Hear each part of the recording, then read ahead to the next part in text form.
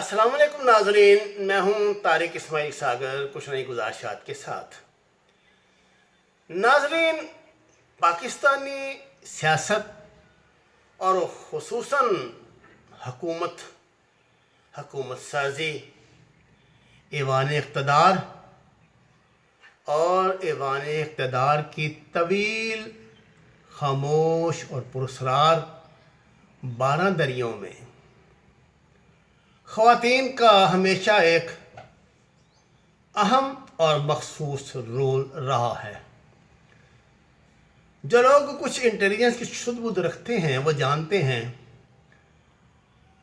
کہ 1965 کی جنگ کے بعد سے ہمارے غیر ملکی سفارت خانوں میں خصوصاً اور پاکستان کے مختلف شعبہ زندگی میں عموماً بھارتی انٹیلیجنس کی تربیت یافتہ خواتین کا کردار بہت کھل کر سامنے آیا۔ میں اس سلسلے میں آپ کو کچھ کہانیاں انشاءاللہ سناؤں گا، خاص طور سے میڈم نیلوفر کی کہانی، جنہوں نے جنرل ضیاء الحق کے طیارے میں شہادت اور ان کے ساتھیوں کی شہادت کے حوالے سے کچھ ایسے نشان تاریخ کے اوراق میں چھوڑے ہیں جو آج تک متنازع ہی چلے آ رہے ہیں۔ شاید آپ کو علم ہو کہ حسین حقانی نام کا ایک سفیر پاکستان نے امریکہ کی خدمت کے لیے اپنے سفارت خانے میں امریکہ میں رکھا ہوا تھا۔ اس شخص نے پاکستانی سفارت خانے میں بھارتی حسیناؤں کے لیے ایک مخصوص گوشہ مختص کیا ہوا تھا، جہاں وہ خواتین تحقیق ریسرچ کے بہانے تشریف لاتی اور مصروف کی مہمان نوازی سے لطف اندوز ہونے کے علاوہ اپنا کام کرتی اور نکل جاتی۔ ان میں سے میڈم مادھوری کا قصہ بڑا طویل ہے، جو 2 سال تک پاکستانی سفارت خانے میں VIP کی حیثیت سے تشریف لاتی رہیں اور وہ را کی باقاعدہ آفیسر تھیں۔ آج کل آپ کو جب انڈیا میں حسین حقانی کی تقاریب ہوتی ہیں نا کتابوں کی، ان میں وہ خاتون بڑی نمایاں نظر آتی ہے۔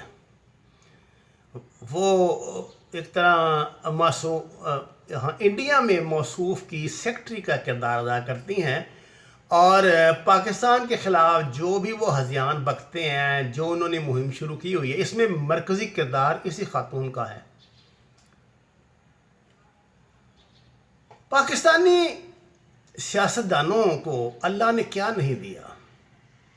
دولت، شہرت، عزت، ٹور ٹپا، بدماشی، کرپشن۔ ملک ان کے باپ کی جاگیر ہوتا ہے، جیسے جی چاہے لوٹے، جو جی چاہے کرے، کوئی پوچھنے والا نہیں، لیکن ان کی ہوس نہیں بھرتی کسی بھی معاملے میں، خواتین کے معاملے میں تو خاص طور سے۔ میں پرانے واقعات تو آپ کو وقتاً فوقتاً سناتا رہوں گا۔ تازہ ترین واردات جو ٹک ٹاک گرل حریم شاہ نے ڈالی ہے، بڑی دلچسپی سے آج کل سوشل میڈیا میں دیکھی جا رہی ہے۔ میڈم کے متعلق بتایا گیا ہے کہ آپ ٹک ٹاک کی سٹار ہیں اور اللہ تعالیٰ نے ظاہر ہے بڑی خوبیوں سے نوازا ہے، جن کا بھرپور اظہار اور مختلف مواقع پر ان کا فائدہ بھی آپ اٹھاتی رہتی ہیں۔ حال ہی میں آپ نے ایک زبردست واردات ڈالی۔ آپ وزارت خارجہ تشریف لے گئیں، وزیر خارجہ صاحب کی مہمان خاص بن کر۔ ایک مقامی سیکرٹری صاحب جو ان کے حسن صورت اور حسن سیرت سے کچھ زیادہ ہی متاثر نظر آ رہے ہیں، انہوں نے سنا ہے کہ موصوفہ کو اندر تک رسائی دی اور انہیں وہاں تک رسائی دی جہاں عام حالات میں محاورے کے مطابق چڑیا بھی پر نہیں مار سکتی، جہاں پاکستان کی قسمت کے فیصلے ہوتے ہیں، جہاں وہ فائلیں رکھی ہوئی ہیں جن میں پوری دنیا کے راز مدفن ہیں، سفارتی اسرار و رموز کی کہانیاں درج ہیں۔ میڈم بڑے دھڑلے سے اندر تشریف لے گئیں۔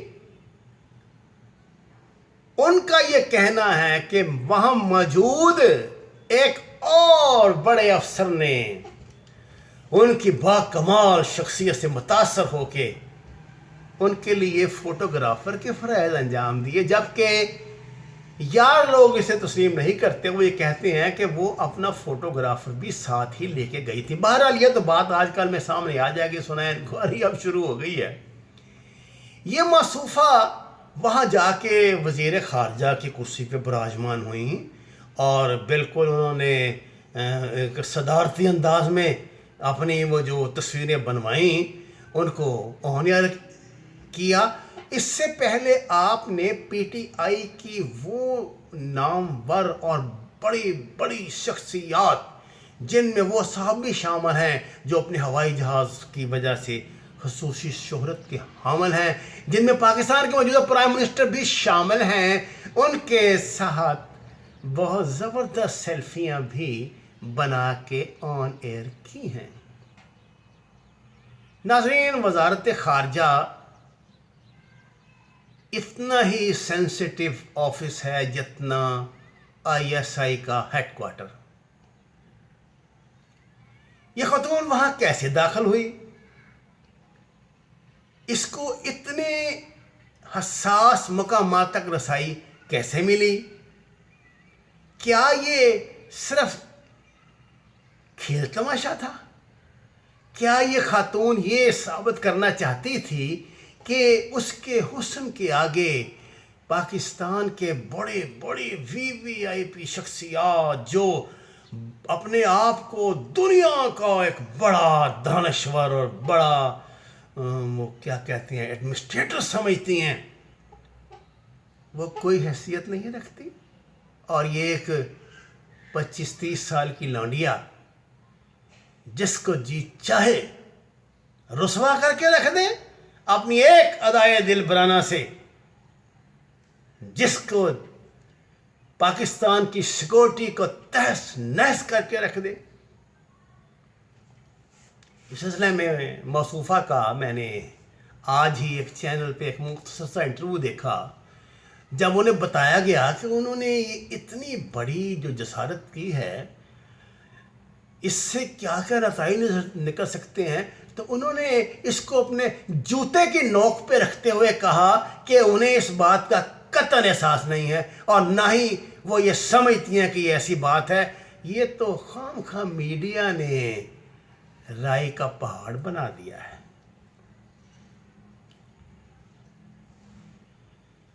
ناظرین، پاکستانی سیاست کا پاکستان کی سیکورٹی کا بیڑا غرق کرنے میں کچھ فاحشہ خواتین نے ماضی میں بھی اہم کردار ادا کیا تھا۔ جنرل رانی بھی ان میں سے ایک نام تھا، جو پاکستان کے اس دور کے کمانڈر ان چیف اور ملک کے صدر جنرل یحییٰ خان کی داشتہ تھیں۔ اگر آپ حمود الرحمن کمیشن رپورٹ دیکھیں تو محترمہ کے کارناموں کی ایک طویل فہرست آپ کو دکھائی دے گی، اور یہ دکھائی پڑے گا کہ وہ اپنے ساتھ خوبصورت بچیوں کو لا کر کیا کیا کارنامے انجام دیا کرتی تھی اور کس کس طرح وہ پاکستان کی جڑوں میں بیٹھیں۔ ان لوگوں نے 4-4 5-5 ناجائز شادیاں کی ہوتی ہیں یا جائز کی ہوتی ہیں، اللہ ان کا حال بہتر جانتا ہے۔ ان کو کس چیز کی کمی ہے؟ یہ بڈھے کھوسٹ 60 70 سال کے، ان کو شرم نہیں آتی؟ اس طرح کی 2 ٹکے کی سوشل میڈیا کی لونڈیاں ان کو ذلیل کروا رہی ہیں۔ ان کے کندھوں پہ ہاتھ رکھ کے تصویریں کھنچواتی ہیں اور پاکستان کی سالمیت کا مذاق اڑایا جا رہا ہے۔ کمال کی بات ہے، وزارت خارجہ کا تعلق وزیر خارجہ سے نہیں، پاکستان کی سلطنت سے ہے۔ وہ اسٹیٹ آف پاکستان کا ایک معزز اور حساس ترین ادارہ ہے۔ یہ خاتون وہاں کیسے گھسی؟ اس نے کیا اس کو ٹک ٹاک سمجھ لیا تھا؟ مذاق بنا کے رکھ دیا اپنے ملک کی سیکورٹی کو؟ اس واقعے کی تفتیش ہو رہی ہے، لیکن ابھی تک اس کو کسی نے گرفتار نہیں کیا، اور وہ تو دعویٰ ایسے کر رہی تھی جیسے ابھی تک اس کو کسی نے فون کر کے بھی نہیں پوچھا۔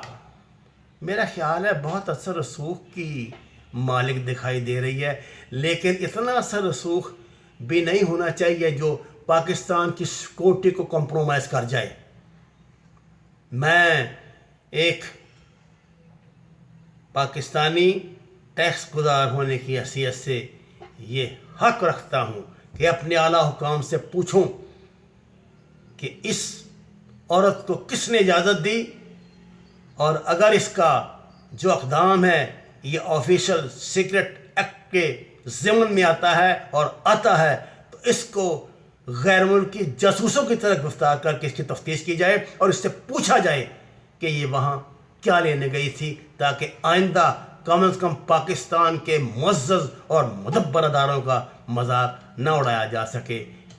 ناظرین، اگر آپ نے ابھی تک اس چینل کو سبسکرائب نہیں کیا تو آپ سے درخواست ہے اسے سبسکرائب کریں اور احباب کو بھی اس کی تلقین کریں۔ آپ کا بہت شکریہ۔